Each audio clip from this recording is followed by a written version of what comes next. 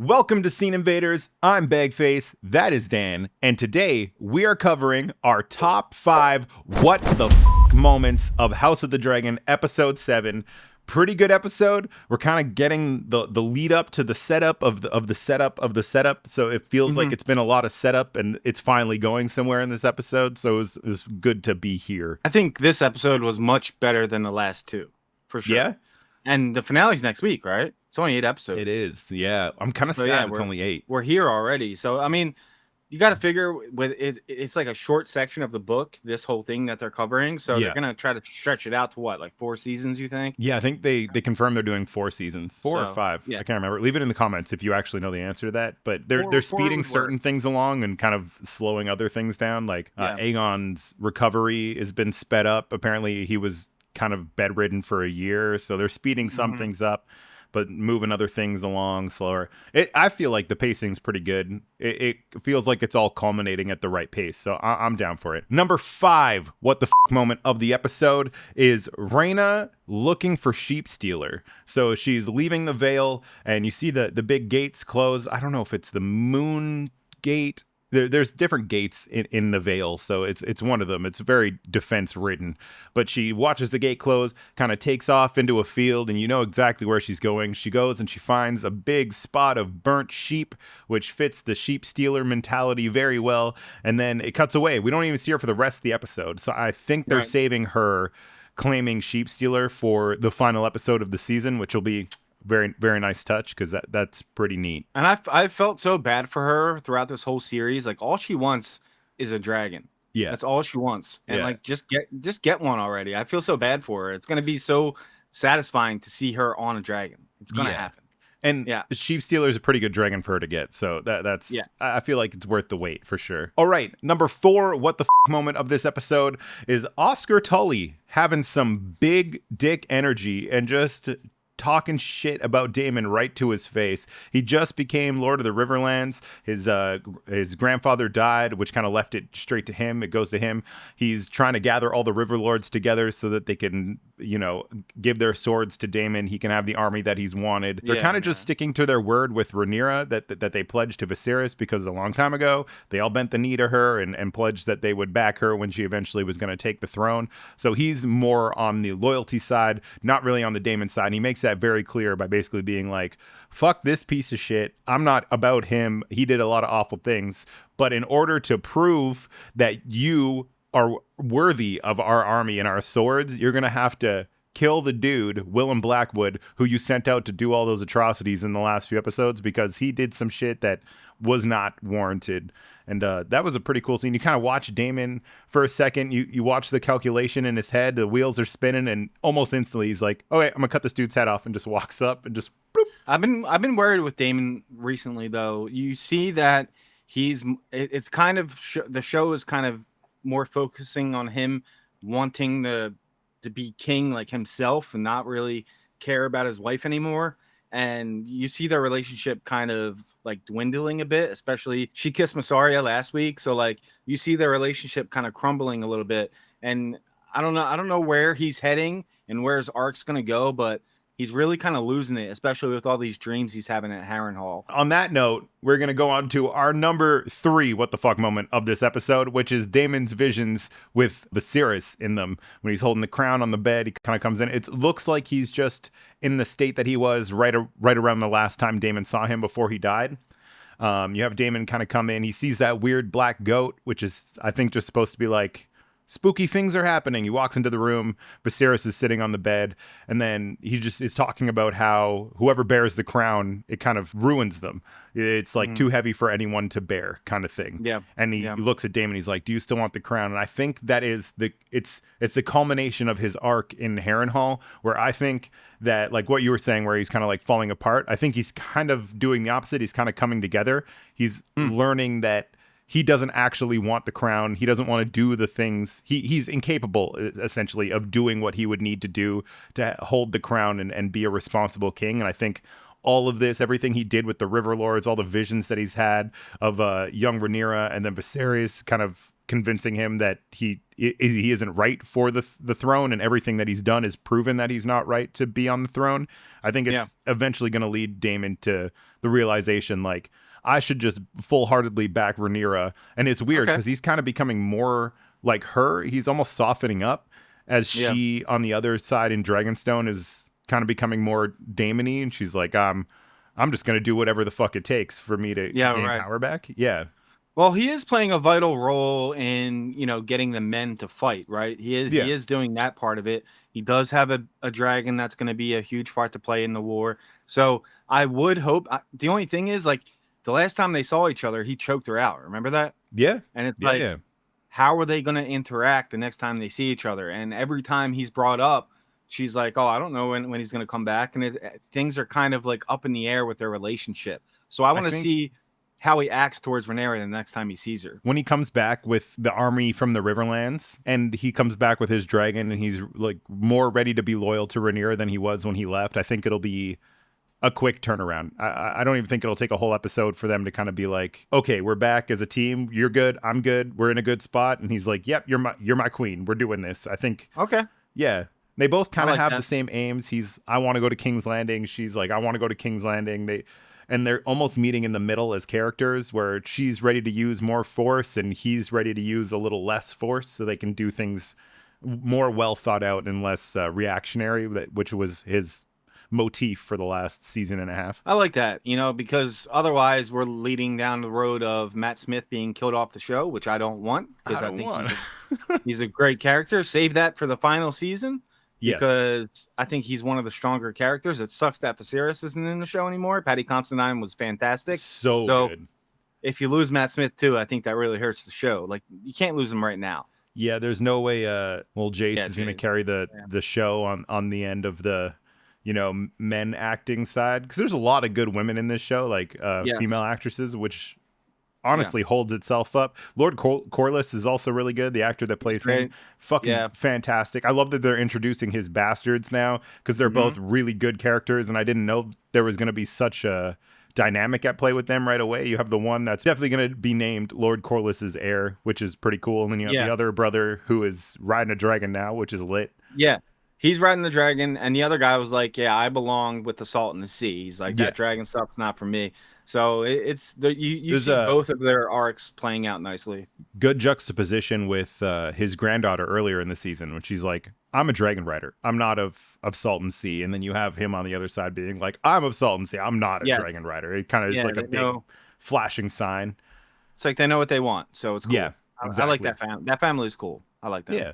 They got a lot more depth to them than I thought they were going to have. I like them more than last season, too. It feels like there's more of a character there and less just him, like, trying to plot his way and figure. He's less snaky this season. He's kind of just like, my wife is dead, my kids are dead, I'm just chilling. Well, I think that's a big part. Once his wife died, that change, that he kind of changed as a character, in my opinion. He got better as a character. Yeah, and you saw definitely how he embraced. It's Adam, the one that's the dragon rider, right? Yeah, Adam Hall. Yeah, he embraced him. He was like, well done. Basically, like a father to son, like, hey, well done, I'm proud of you, type of thing. And that I think that was a really nice moment. That felt good. It felt good. Yeah, it did. Yeah. Number 2, what the fuck moment this episode: the dragon seeds coming to Dragonstone, Rhaenyra leading them into the dragon pit, and just all hell breaking loose. As Rhaenyra has a nice moment with Vermithor, she calms him down right away, and just like the reveal of Vermithor also was insanely cool, just coming out of the shadow behind Rhaenyra, and then you have that, oh my god, that shot was so fucking good. Second biggest dragon, right? He's the second biggest one. Yeah, second biggest. Yeah. And then you kind of have that moment where everyone's a little calm, and she leaves. She's like, all right, the dragon says the rest. I'm out. I'm going to watch from up above. She dips, and then everyone's just kind of standing there waiting to see what's going to happen. And then all hell breaks loose. Everybody starts being lit on fire. They're falling off the edges of the platform. People are trying to get out, and the knights are holding them back, and then they get burned. And getting eaten. People were getting eaten. It was wild. Just like popcorn chicken. Like, she just brought him snacks from on yonder, and he was like, oh, thank you for bringing me this. I don't know if this is in the same what the fuck moment or not, but I thought Ulf was done, because how he was running away like that. I was like, oh, he's done. He's done for it. Yeah. I really was convinced of that. So I Yeah. was kind of shocked at the end there. But this is perfect. This leads right to our number one what the fuck moment this episode, which is technically two moments. I'm going to wrap it in one. It's Ulf White and Hugh Hammer getting their dragons. And we've been seeing them all season, kind of sprinkled throughout. You had Ulf in that scene in the bar earlier in the season just being like, haha, did you know that I'm a bastard? I'm technically Viserys and Daemon's brother. And everybody's like, Yeah, right. for sure, Yeah. bro. That's fucking cool. But turns out he wasn't lying. Apparently he wasn't lying. And then Hugh Hammer, which I think I called a few episodes ago, I was like, this guy's gonna be a dragon seed, and he's just, his beard's way too fucking cool for him not to be a big character. He's so cool. He's great. Man, okay, so we'll start with Hugh Hammer first, because he gets Vermithor first, and you have him, you kind of fallen into the dragon pit. Everyone's just being lit on fire. He's hiding behind a rock with a woman, and then she goes to run, and she gets caught by Vermithor. And he's just kind of watching, and this was a cool fucking moment, because I was like, all right, this chick is done. But then he runs up and he's like, no, look at me. And it just kind of like big Hulk Viking man moment. And the dragon's like, all right, I fuck with you. I respect you. Yeah. Which he was like, enough of this shit. Come on, either kill me or I'm riding you. It was like straight up, let's go, let's finish this thing. And I love that he got that dragon. Now, Backface said pre-recording, he thinks that he might turn to the Greens. I hope not, because I like Hugh as a character, and I would like him to be on Rhaenyra's side. So what do you guys think down below? Do you think he's going to turn to the Greens? I hope not. Someone is going to. It's Game of Thrones. One of these people is going to turn to the Greens. My vote is Hugh. Let us know who you think is going to turn, because there has to be someone. And his wife's still at King's Landing, so that could be a big reason why they could, use that as leverage against him. Like, yo, we're going to kill her, or be like, hey, come back. You'll have all the riches you want. We need you on our side. I hope not, though, because I really like him as a character. Me and too. If he turns to the Greens, then I'm going to have to hate him as a character. So he just looks too cool to not love.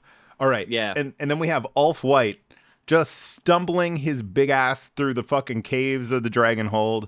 Doesn't really know where to go. He's just got his little like lantern thing or whatever. He's wandering around, and then you see him wander into a big section of the cave, and you see Silverwing just laying in the background. And I was like, oh, this motherfucker doesn't even know where he is, and he's just kind of. I thought he was toast, man. I thought he was done, especially when I thought he stepped on an egg. I don't know if that was an egg or if it was or dragon shit, but I'm pretty sure it was an egg. And then he kind of he feels like the breath of Silverwing, and then you see the fire starting to like whoa, and then I was like, oh yeah, he's about to be toasted, but no, just gets nuzzled over essentially, and Silverwing's kind of like, hey, who are you? Yeah, all right, I like you, which is crazy. Yeah. And then they go for a ride around King's Landing. Cool. Which was a pretty cool scene. Like hanging on. Initially, I was like, wow, he straight took Silverwing and just went right back to King's Landing and is going to go side with the Greens right away. But I don't know if that was Rhaenyra's plan to kind of try and get Aemond to come to Dragonstone to be like, I got dragons. Because that was a huge flex at the end of the episode for her to just be like, you got one, I got 5. So what's going on? Yeah. But I love that closing shot of her face when she sees Vhagar turning around.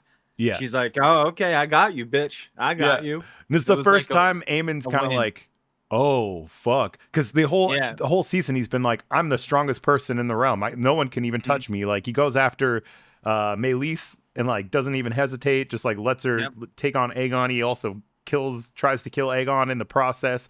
He just gives no fucks. And in that one moment this season, he's kind of like, oh no, like, shit. He said multiple times, he was like, turn around. And then he grabs him, makes Vhagar turn around. For a split second there, I thought we were going to see another Vhagar sneak attack. And me too. Going to die. Yeah. Because they've done that twice already. So even though it's the biggest dragon, apparently he can sneak up on people pretty easily. Big and quiet, apparently. But it ultimately ended up being just a good look for Rhaenyra to be like, okay, come and get me. I'm ready to go. So it's cool. It's building up for a nice finale. They got the 5 dragons. Daemon's coming through with getting the army, and we'll see if the Starks come through. They said they were going to send their men. So it's setting up. I think next season's obviously going to be more of the war, and this season was more of the setup. Yeah, but still a lot of fun along the way. Yeah, I feel like next episode it'll be nice because you'll see everyone come together. You're going to have Rhaena is going to bring Sheep Stealer in. You're going to have Syrax, Daemon bringing Syrax back in with an army. You're going to like really see the force that is Rhaenyra's side as you're watching the Greens and King's Landing kind of fall apart. And you see through this episode how many rumors are floating around through King's Landing about what Rhaenyra is doing. And she's trying to find bastards, and bastards are riding dragons, and everybody kind of knows except for the royal family, which is a cool twist because I feel like they're usually the first ones to find out about shit. But it's just permeating through all of King's Landing how weak the Greens are, how strong Rhaenyra is. So it's going to be cool to see in that last episode it all kind of come together and they really come back as a group. Yeah, and another big thing is the small folk. The last episode before this one, you see them turning on the Greens. I mean, the one actually managed to cut Alicent. He cut her. So like they're turning on them, and they were chanting Rhaenyra's name because she brought them food and everything like that. So you're starting to see the small folk be like, "Yo, we don't want you in power," and that could be a huge part to play later on too. So I think the tides certainly start to shift it more in Rhaenyra's side for the future battles. It is Game of Thrones, so I never get my hopes up that anything good is going to happen. Yeah. And you know, if you watch the original series of Game of Thrones, you know that series does not start with the Targaryen on the throne. So this isn't going to end well for anyone, I'm assuming, which makes me a little sad, but I'm excited to see how it turns out. I would love for it to end with us seeing the Mad King on the throne. I'd like for that to be the last shot of House of the Dragon. If they fast forward time a little bit. Yeah, that would be amazing. Maybe Daenerys' birth. See that? I think that would be cool. That'd be nice. Yeah. You'd have to fast forward. You'd have to fast forward a while. I mean, they're about 150, 140 years away from that at this point in the show. A couple generations. You know? Yeah. It's like two generations maybe. Yeah. Do a little time skip. I want to see the Mad King on the throne, like holding baby Daenerys to end House of Dragon. That would be such an amazing, and just to directly tie it into Game of Thrones, that would be so dope. Yeah, it would be. All right, guys, that's all we got for this episode. If you have any what the fuck moments, some big moments that we missed, leave them in the comments below. Let us know what your favorite moments of this episode were. And if you look right above the comment section, there's a little button that says join. If you click that button, you can give us $1 a month and get access to the Discord. Come play Wordle with us. You can talk to us one-on-one, share some memes. We like to laugh and joke around in there. It's a ton of fun. So if you want to do that, it would be great. It supports the channel, helps us keep going. Members only content coming soon. We're working on it. We're working on it. It's going to be great. I'm excited for members only stuff. It's going to be some raw. You're going to get some raw Dan and Bagface. Just raw, more personality, less editing. Yeah, exactly. If that interests you, hit that join button below. And later on this week, we're going to start covering a brand new show called Sunny. It's on Apple TV. Super cool mystery right now. I'm really enjoying it. The vibe of the show is like a comedy. It's sad. It's got a lot of depth. It's got a lot of mystery, but it's really, really good. If you haven't checked it out, feel free to check it out. Our coverage is going to start this week, so feel free to stop by later this week. Check out our video on that. One more thing. So we're doing Sunny, and that's going to lead directly into Only Murders in the Building, and that's going to lead directly into Silo Season 2, and that's going to lead directly into Severance Season 2. So we're jam-packed. We're ready to go. We got a lot of stuff coming out. I don't know if I'm more excited for Silo or Severance. I think Severance. But it's close, man. I loved Silo. All right, guys. That's all we got. We'll see you in the next one. Later.